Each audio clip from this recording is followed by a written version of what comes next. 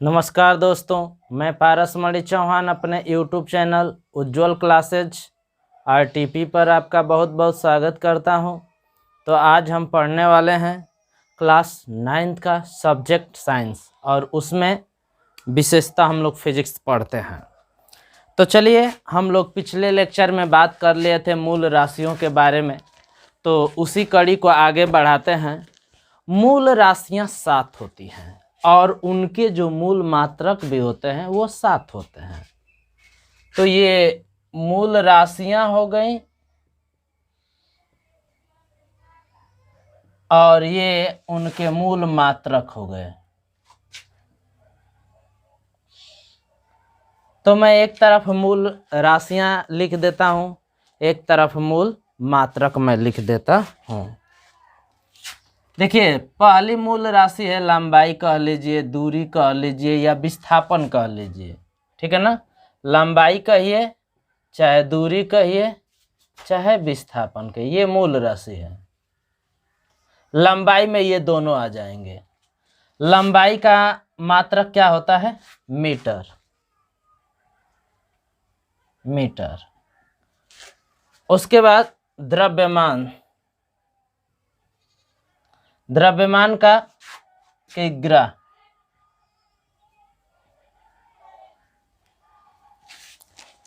उसी तरह से समय। समय का सेकंड। विद्युत धारा का क्या होता है? विद्युत धारा का एम्पियर। ताप का क्या होता है? डिग्री सेल्सियस या फिर केल्विन। ज्योति तीव्रता का क्या होता है?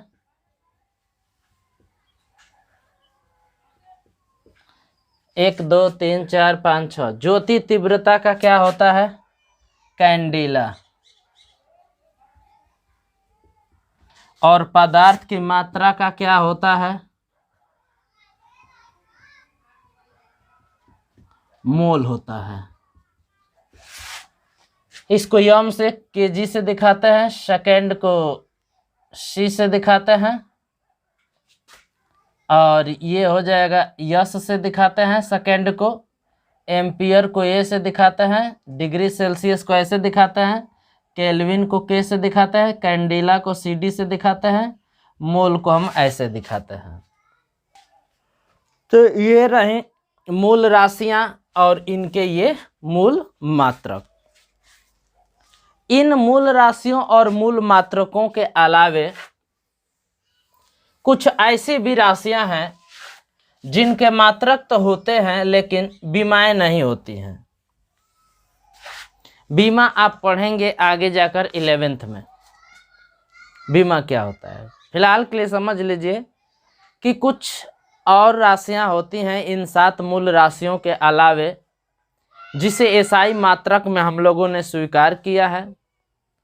ये 2 राशियां जिनकी विमाएं नहीं होती हैं लेकिन मात्रक होते हैं, उन्हें हम लोग पूरक राशियां कहते हैं। तो पूरक राशियां एक तरफ मैं लिख देता हूं और एक तरफ मैं लिख देता हूं पूरक मात्रक। पूरक राशियां क्या होती हैं? तो ये ऐसी राशियां होती हैं जिनके मात्रक होते हैं, विमा नहीं होती है, ठीक है। विमा के बारे में आप 11th में पढ़ेंगे।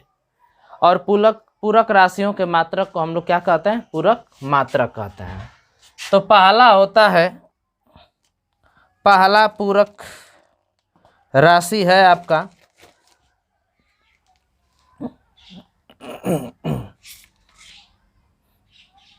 समतलीय कोण।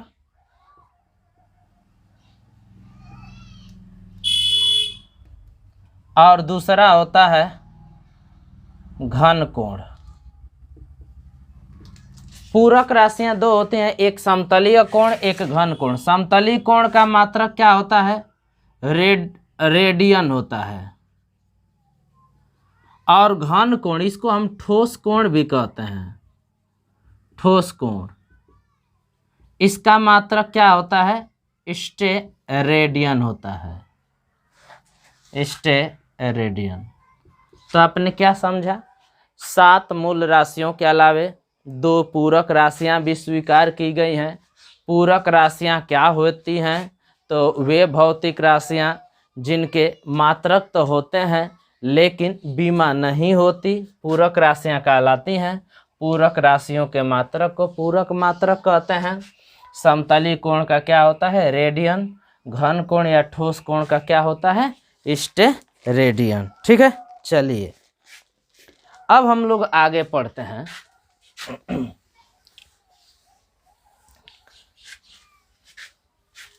मैंने एक बार बताया था शुरू में कि किसी भी भौतिक राशि को मापना है तो उसके लिए एक मानक बनाया जाता है, उस मानक को ही हम मात्रक कहते हैं। तो जो मानक बनाया जाता है उसे परिभाषित करने की जरूरत पड़ेगी, ठीक है ना। तो जो भी ये 7 मूल राशियां हैं, इनको मापने के लिए 7 मानक बनाए गए हैं, तो उन 7 मानकों को परिभाषित करना है।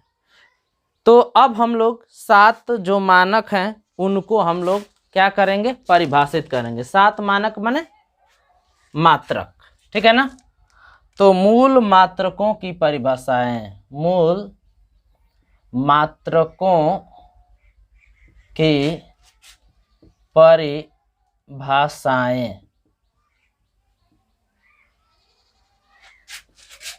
Definition of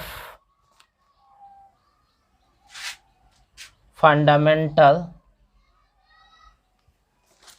definition of fundamental units. अब हम लोग मूल मात्रकों को परिभाषित करेंगे कि मूल मात्रकों की परिभाषाएं क्या होती हैं। चलिए, पहला हम लोगों का मूल मात्रक क्या है? मानक मीटर, यही ना है, मानक मीटर।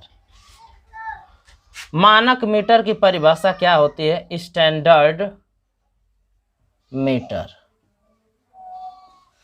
चलिए, तो मानक मीटर की परिभाषा क्या होती है? हम लोग मानक मीटर को क्या करेंगे? परिभाषित करेंगे।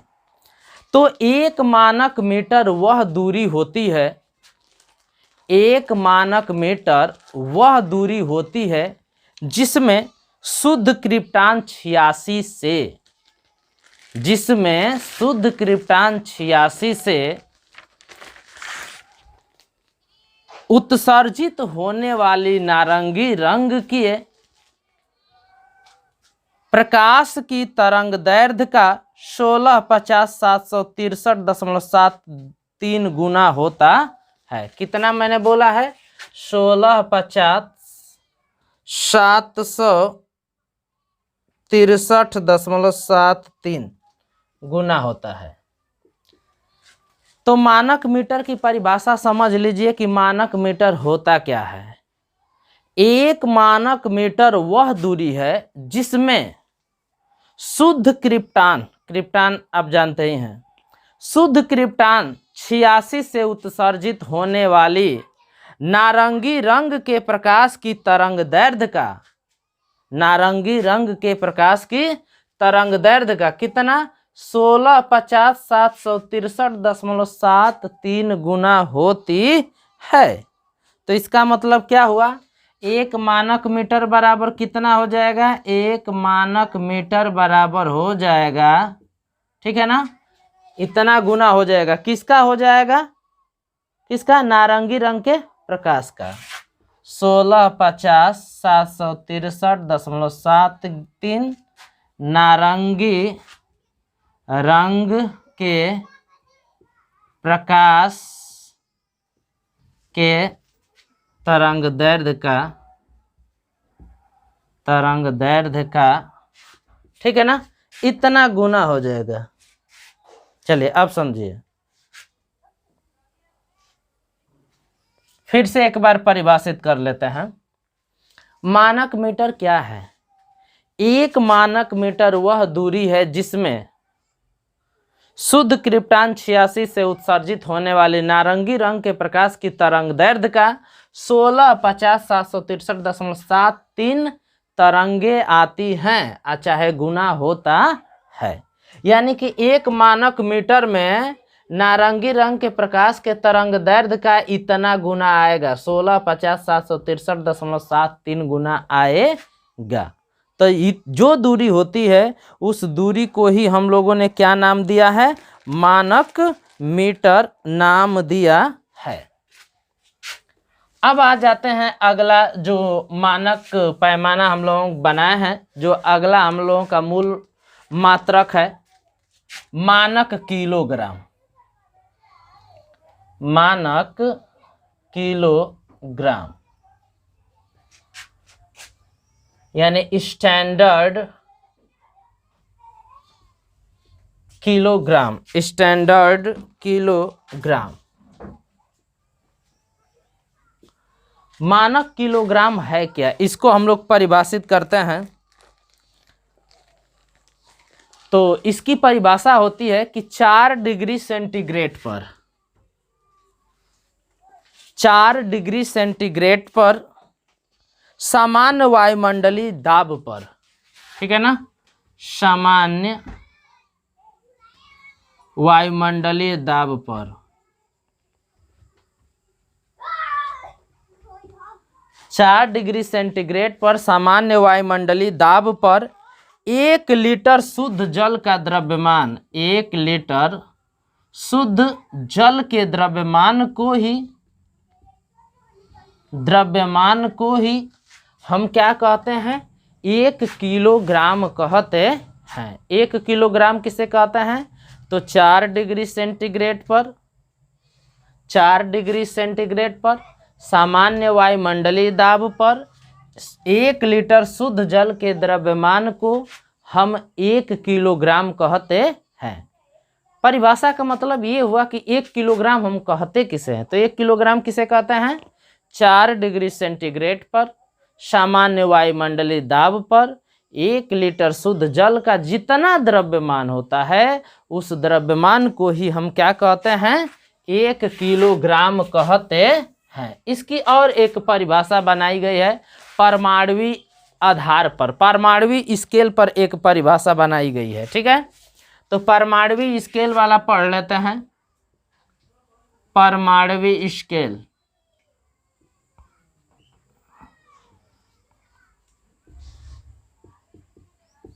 तो ये परिभाषा होती है परमाणुवी स्केल पर 1 किलोग्राम किसके बराबर होता है, तो कार्बन 12 के 12 ग्राम में जितने परमाणु होते हैं उनके द्रव्यमान के बराबर होता है। तो फिर से एक बार समझते हैं, परमाणुवी स्केल पर कार्बन 12 के 12 ग्राम, कार्बन 12 लेना है और उसका भी कितना लेना है, 12 ग्राम। तो कार्बन 12 के 12 ग्राम का मतलब ये हुआ कि कितने अणु लेना है, तो जो अणु होते हैं वह आवोगाद्रो संख्या के बराबर होती है, ठीक है ना, 1 मोल होता है। देखिए 1 मोल किसे कहते हैं, तो किसी पदार्थ का जितना अणु भार होता है यदि उसी के बराबर आप लेते हैं ग्राम में मात्रा तो 1 मोल कहा जाता है। कार्बन 12 का ये हो गया 12, अब 12 ग्राम ले रहे हैं मतलब 1 मोल ले रहे हैं, तो 1 मोल में परमाणुओं की संख्या कितनी होती है, आवोगाद्रो संख्या के बराबर होती है। और आवोगाद्रो संख्या इतना हो जाएगा, कितना हो जाएगा, 5.0188 गुणे 10 के घात 25। तो चलिए देख लीजिए, परमाणुवी स्केल पर कार्बन 12 के 5.0188 गुणे 10 के घात 25 परमाणुओं के द्रव्यमान को ही हम 1 किलोग्राम कहते हैं। फिर से समझ लीजिए क्या होता है 1 किलोग्राम, यानी कि मानक किलोग्राम क्या होता है, परमाणुवी स्केल पर कार्बन 12 के 5.0188 गुणे 10 के घात 25 परमाणुओं का जितना द्रव्यमान होता है उस द्रव्यमान को ही हम 1 किलोग्राम कहते हैं। अब आगे बढ़ते हैं, अगला है मानक सेकंड क्या होता है। चलिए देख लेते हैं मानक सेकंड।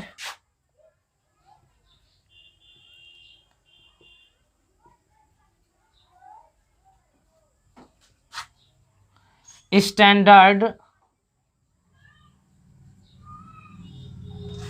सेकंड क्या होता है, तो हम लोग अब पढ़ेंगे स्टैंडर्ड सेकंड।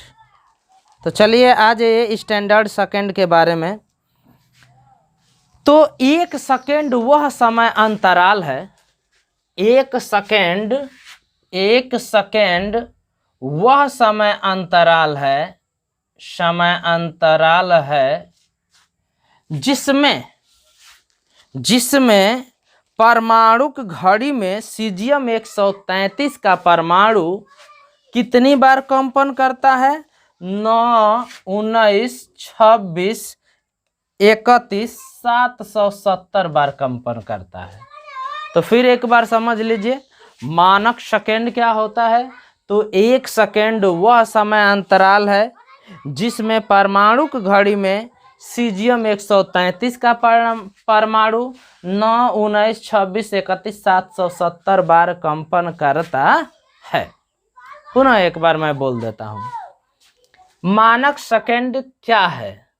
तो मानक सेकंड वह समय अंतराल है, उस समय अंतराल के बराबर है जिसमें परमाणुक घड़ी में सीजियम 133 का परमाणु 9, 19, 26, 31, 770 बार कंपन करता है।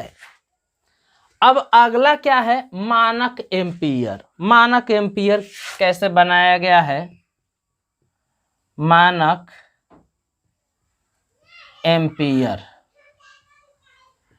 Standard ampere.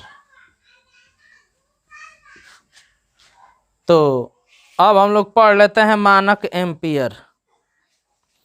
तो एक एम्पीयर वह वैद्युत धारा है, एक एम्पीयर वह वैद्युत धारा है जो 1 मीटर की दूरी पर स्थित दो सीधे अनंत लंबाई के तारों में प्रवाहित करने पर तार के प्रति मीटर लंबाई पर 2 × 10⁻⁷ न्यूटन बल उत्पन्न करती है।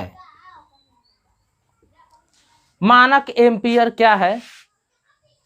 तो 1 एम्पीयर उतनी वैद्युत धारा होती है, उस वैद्युत धारा के बराबर होती है। 1 एम्पीयर वह वैद्युत धारा होती है जिसको 1 मीटर की दूरी पर 1 मीटर की दूरी पर स्थित दो लंबे सीधे अनंत लंबाई के तारों में प्रवाहित करने पर तारों के प्रति मीटर लंबाई पर 2 × 10⁻⁷ न्यूटन का बल उत्पन्न करती है। तो वह धारा जो होती है वह 1 एम्पीयर कहलाती है।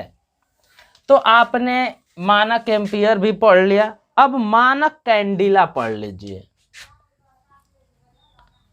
मानक कैंडिला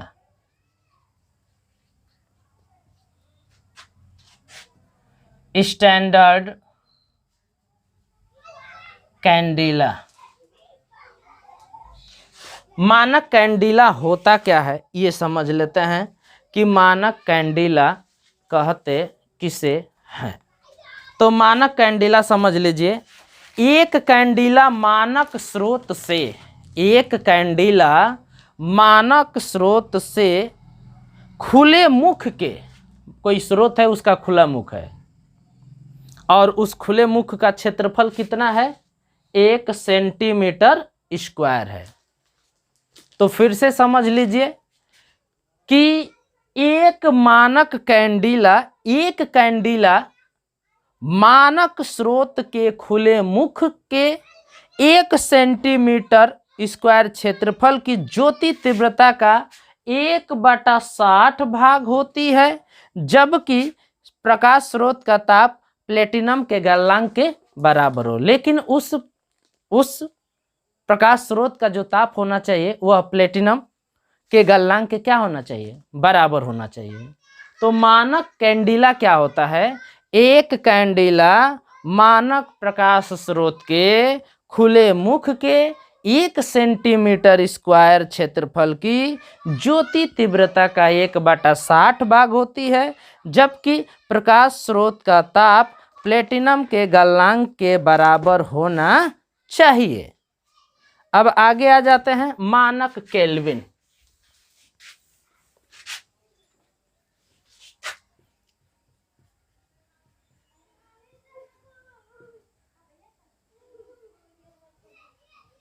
मानक केल्विन, स्टैंडर्ड केल्विन। मानक केल्विन होता क्या है? तो सामान्य वायुमंडलीय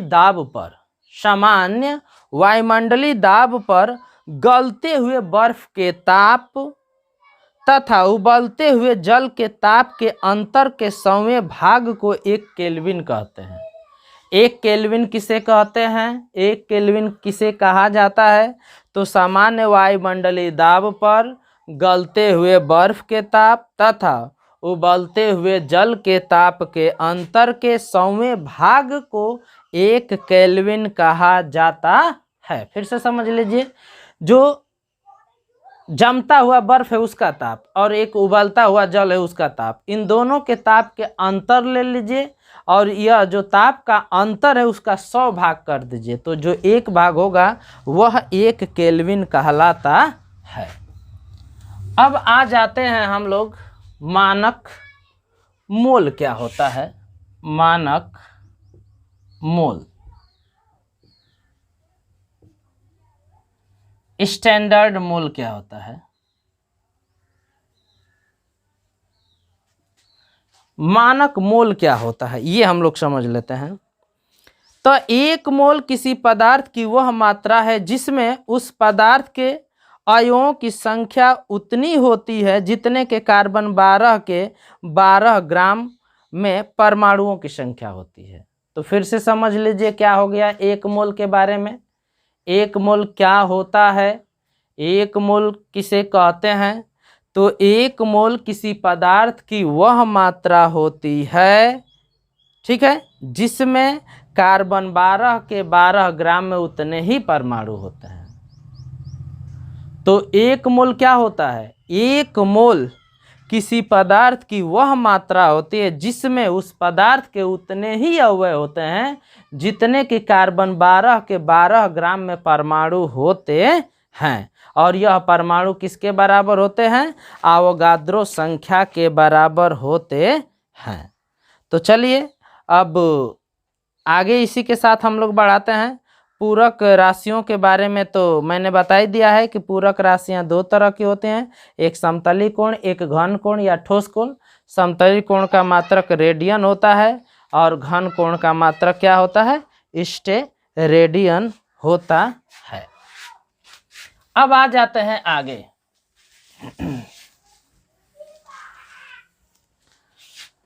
जो मापन की पद्धतियां हैं, मापन की मुख्यतः 3 पद्धतियां प्रचलित थी। मापन की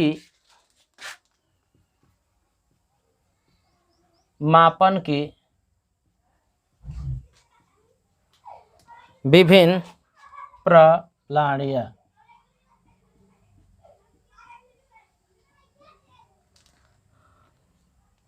डिफरेंट सिस्टम ऑफ मेजरमेंट।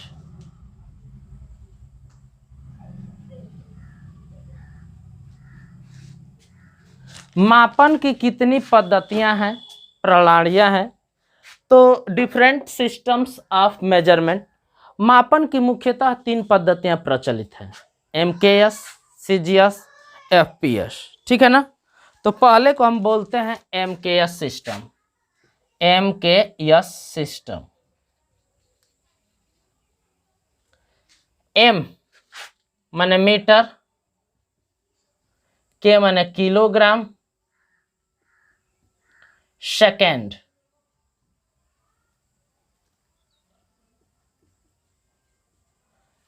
तो मीटर किग्रा सेकेंड प्रणाली क्या है? इसमें दूरी का मात्रक मीटर होता है, द्रव्यमान का मात्रक किग्रा होता है और समय का मात्रक क्या होता है, सेकंड होता है।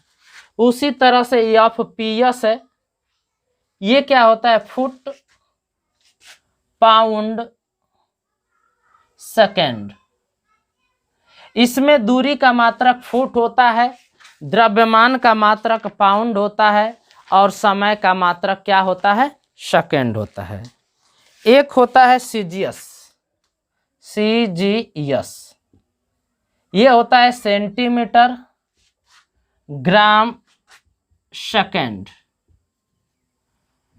इसमें सीजीएस पद्धति में दूरी का मात्रक सेंटीमीटर होता है, द्रव्यमान का मात्रक ग्राम होता है और समय का मात्रक सेकंड होता है। इसे हम मीट्रिक प्रणाली भी कहते हैं, मीट्रिक सिस्टम भी कहते हैं, मीट्रिक, ठीक है, या फ्रांसीसी पद्धति भी कहते हैं, मीट्रिक कहते हैं या फ्रांसीसी पद्धति भी कहते हैं, फ्रांसीसी। तो आप याद रखिएगा कि जो सीजीएस पद्धति होती है उसे हम मीट्रिक पद्धति कहते हैं या फ्रांसीसी प्रणाली कहते हैं। जो फुट पाउंड सेकंड होता है यह ब्रिटिश में ज़्यादा यानी अंग्रेजी माध्यम में ज़्यादा होने के कारण, ठीक है, इसको हम लोग ब्रिटिश प्रणाली भी कहते हैं, ब्रिटिश सिस्टम भी कहते हैं, ब्रिटिश।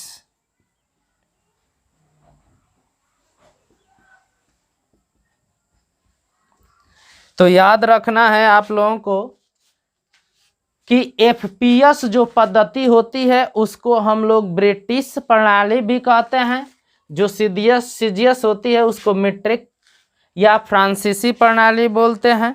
ये आपको याद रखना है।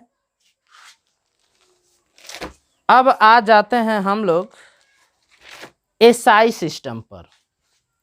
जो MKS पद्धति है ना, इसी को विकसित किया गया, संशोधित किया गया, तो जो नया सिस्टम बना उसे हम लोग SI सिस्टम बोलते हैं।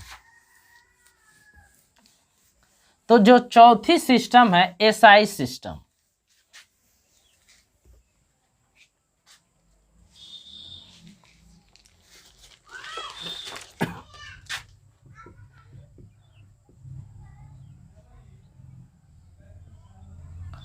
तो SI प्रणाली क्या है, SI सिस्टम क्या है, MKS पद्धति को संशोधित किया गया ताकि पूरे विश्व में एक ही तरह का मात्रक हो, एक ही तरह की राशि हो और सुविधा हो। तो जो नया सिस्टम बना वह SI सिस्टम कहलाता है। SI सिस्टम जो है MKS पद्धति का ही क्या है, परिवर्तित रूप है।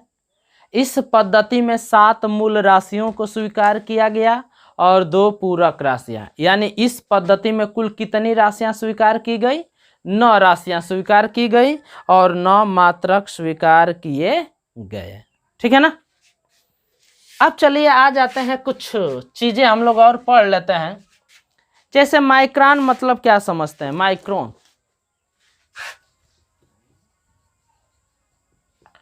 माइक्रोन का मतलब जैसे 1 माइक्रोन, इसको माइक्रो भी बोलते हैं। तो 1 माइक्रोमीटर कहा जाएगा तो कितना हो जाएगा, 10 के घात -6 मीटर। 1 माइक्रो सेकेंड कहा जाएगा, माइक्रोन कहिए चाहे माइक्रो कहिए, 1 माइक्रो सेकेंड कहा जाएगा तो कितना हो जाएगा, 10 के घात -6 सेकेंड कहा जाएगा। वैसे ही 1 नैनोमीटर कहा जाएगा तो कितना, 10 के घात -9 मीटर। 1 नैनो सेकेंड कहा जाएगा तो 10 के घात -9 सेकेंड। माने माइक्रोन लगेगा तो 10 के घात -6 से गुणा कर देना है और नैनो लगेगा तो 10 के घात -9 से गुणा कर देना है। एगस्ट्राम, एगस्ट्राम तो ये दूरी का मात्रक है, एगस्ट्राम, एगस्ट्राम, एगस्ट्राम जो है ये शुद्ध दूरी का मात्रक होता है, एगस्ट्राम। तो 1 एगस्ट्राम बराबर कितना होता है, 10 के घात -10 मीटर। तो याद रखना है 1 एगस्ट्राम बराबर कितना होता है, 10 के घात -10 मीटर। वैसे ही फर्मी भी दूरी का मात्रक होता है। 1 फर्मी बराबर क्या होता है, 1 फर्मी बराबर होता है, फर्मी को हम लोग F से दिखाते हैं, तो 1 फर्मी बराबर होता है 10 के घात -15 मीटर। 1 फर्मी बराबर होता है 10 के घात -15 मीटर।